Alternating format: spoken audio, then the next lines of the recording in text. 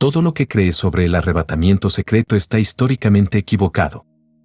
Sientes esa urgencia, esa ansiedad silenciosa que te dice que Jesús podría volver hoy mismo, en un chasquido, en un evento secreto diseñado solo para sacarte a ti de la tierra. Nos enseñaron que esta esperanza, esta promesa de escape total e inminente de todo sufrimiento, es el fundamento de la fe cristiana, tan antigua como la Iglesia de los Apóstoles. Es la visión que define el fervor, la que motiva la pureza, la que te da paz en medio del caos. Pero ¿qué pasaría si te dijera que esta doctrina específica del escape y la inminencia absoluta tiene apenas unos 125 años de antigüedad? ¿Que la iglesia que comenzó con Pablo y Pedro vivió por casi 2 milenios sin conocerla? Es una verdad histórica que choca con la comodidad de nuestro tiempo. Es una contradicción que genera una pregunta incómoda: si esta idea es tan fundamental, ¿por qué no hay rastro de ella en los primeros 1500 años del cristianismo? La respuesta a esta pregunta no solo redefine el calendario profético, sino que te libera de la presión de un dogma moderno y te conecta con la verdadera esperanza que motivó a los mártires. No estás solo sintiendo la tensión entre la tradición que te enseñaron y la claridad que anhelas en la Biblia. La confusión sobre el regreso de Cristo es real porque estamos intentando armonizar una inferencia moderna con la afirmación explícita de la Escritura. Hoy, vamos a desmantelar sistemáticamente esta afirmación. Descubrirás la verdadera línea del tiempo de esta doctrina y verás cómo la esperanza de la iglesia primitiva no se basaba en la fuga, sino en el encuentro glorioso con Cristo después del sufrimiento. Si quieres descubrir más conceptos como este que transforman tu visión del mundo, suscríbete a este canal donde exploramos las ideas más poderosas para tu vida. El mito principal que debemos derribar es este: la creencia en un arrebatamiento secreto y pretribulacional es una enseñanza apostólica, fundamental y esencial del cristianismo conservador. La realidad es radicalmente distinta.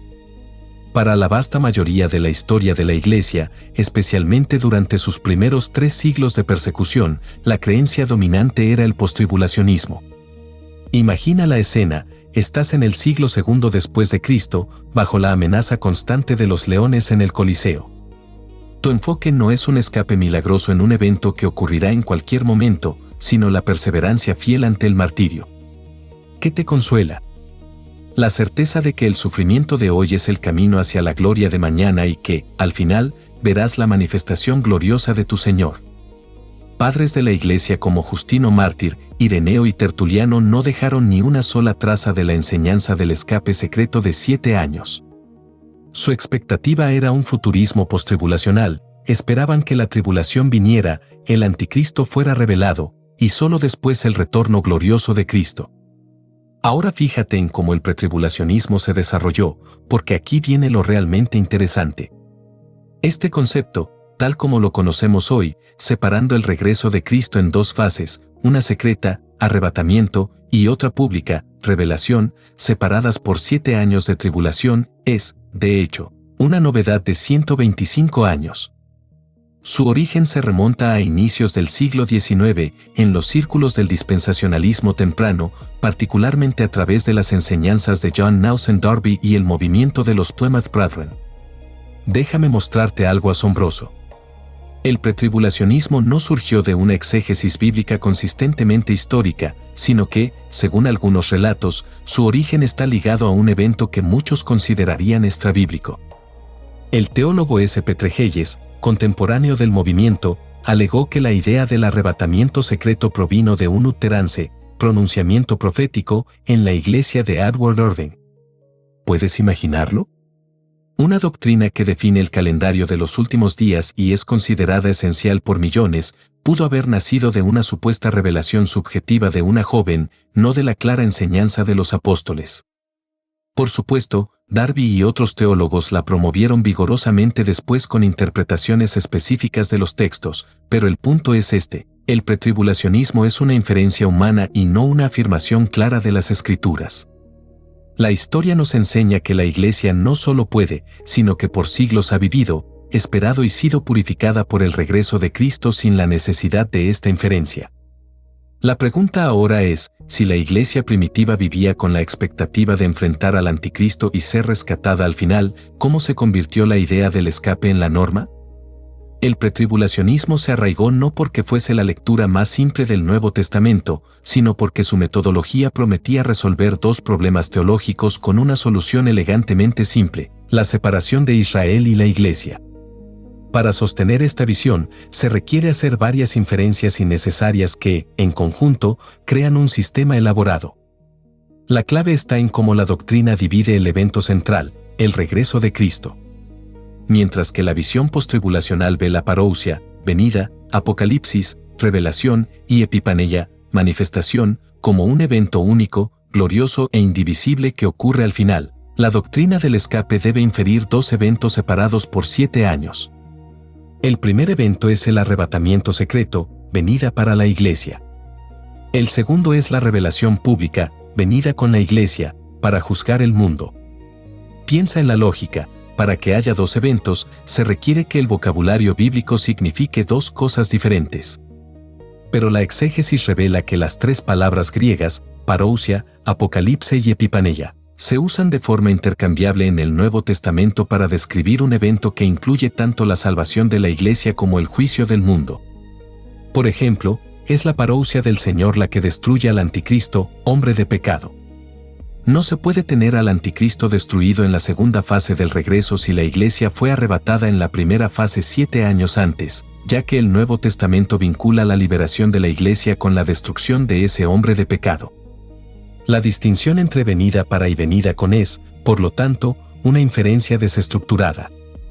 Si los términos bíblicos apuntan a un evento singular, la carga de la prueba recae sobre la explicación más elaborada que lo divide artificialmente.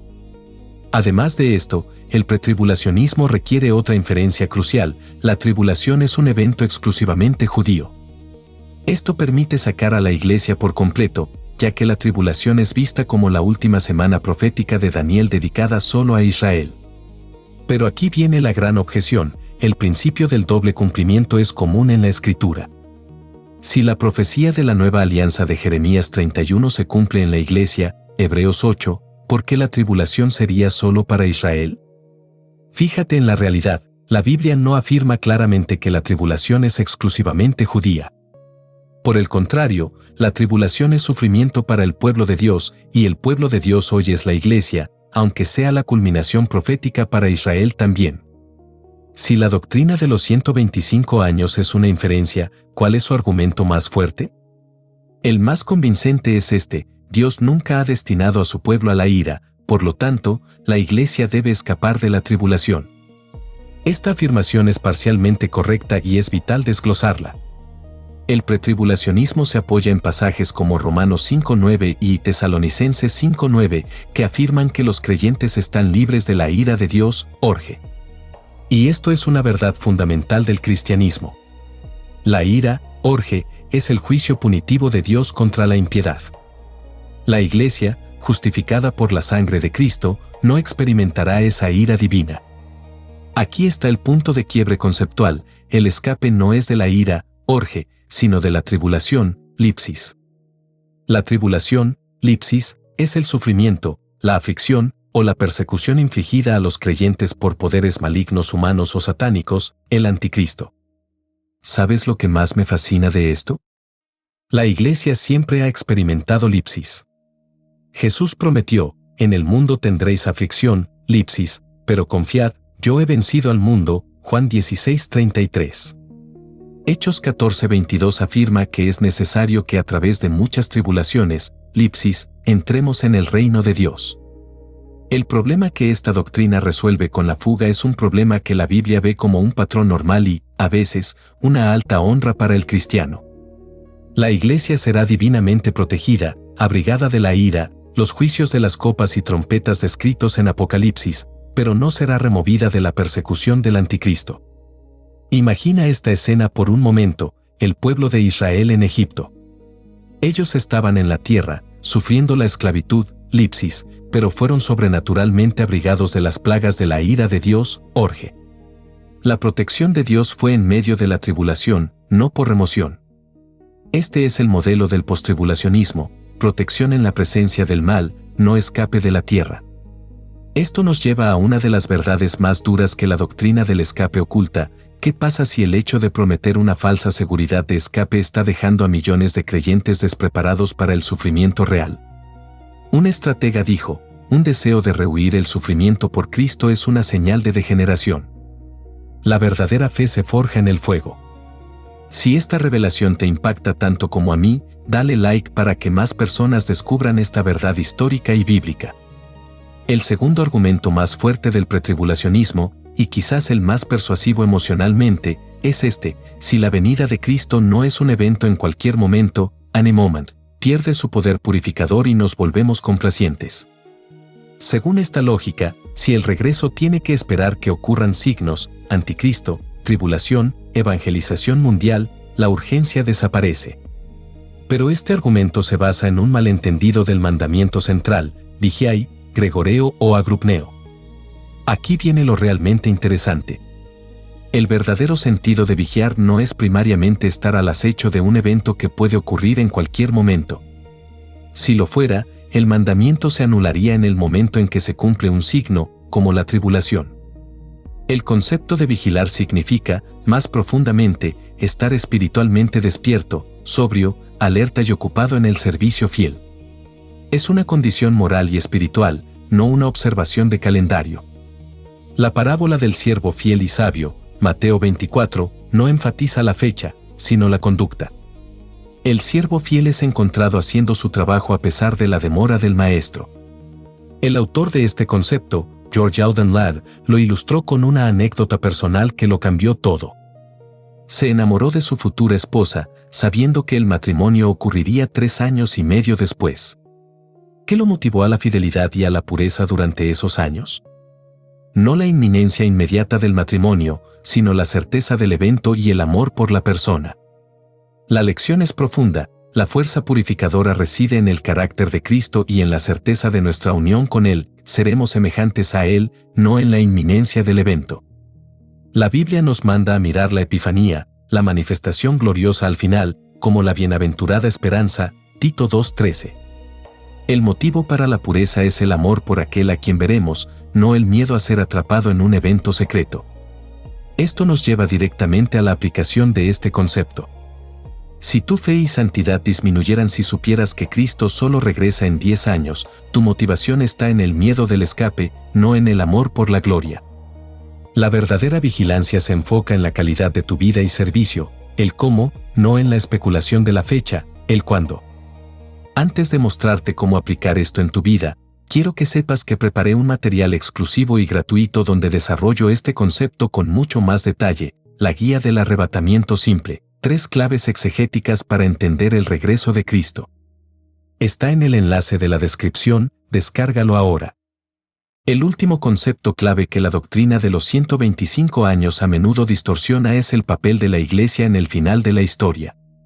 La visión pretribulacional tiende a interpretar el Evangelio del Reino, Mateo 24:14, como un evangelio diferente, predicado por un remanente judío después del arrebatamiento de la Iglesia.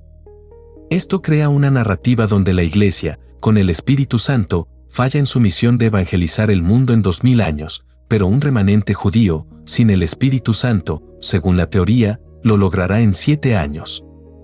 El problema es que esta interpretación sacrifica el principal motivo misionero de la Iglesia.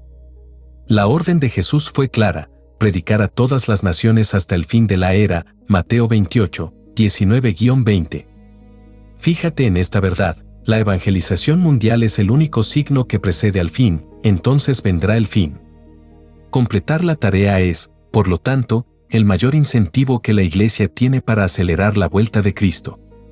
Un misionero y estratega dijo: pone en nuestras manos la llave de la cámara nupcial y la palanca que apresurará su regreso. El concepto de que el Evangelio es solo para los judíos es una suposición. Si la Iglesia acepta su rol hasta el final, la perspectiva cambia de la de un escape pasivo a una de fidelidad activa y militante. Esto nos lleva a la dialéctica bíblica de la escatología. El creyente vive en una tensión de equilibrio. Primero, expectativa inminente, vive en pureza y alerta espiritual como si Cristo pudiera volver hoy, motivación de la persona. Segundo, perspectiva histórica, trabaja y planea como si el mundo continuara por mucho tiempo, fidelidad a la misión. Esta tensión te libera de la especulación. Te enfoca en el trabajo fiel y el amor laborioso en lugar de la inactividad o la especulación.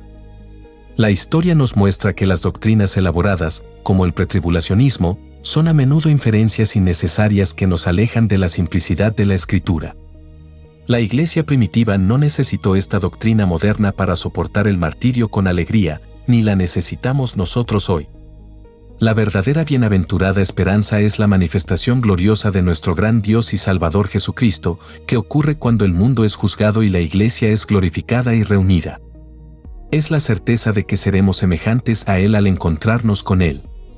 Y esa esperanza, nacida del amor, tiene una antigüedad de 2000 años y no solo 125. Ahora ves la doctrina popular de la segunda venida de manera completamente diferente.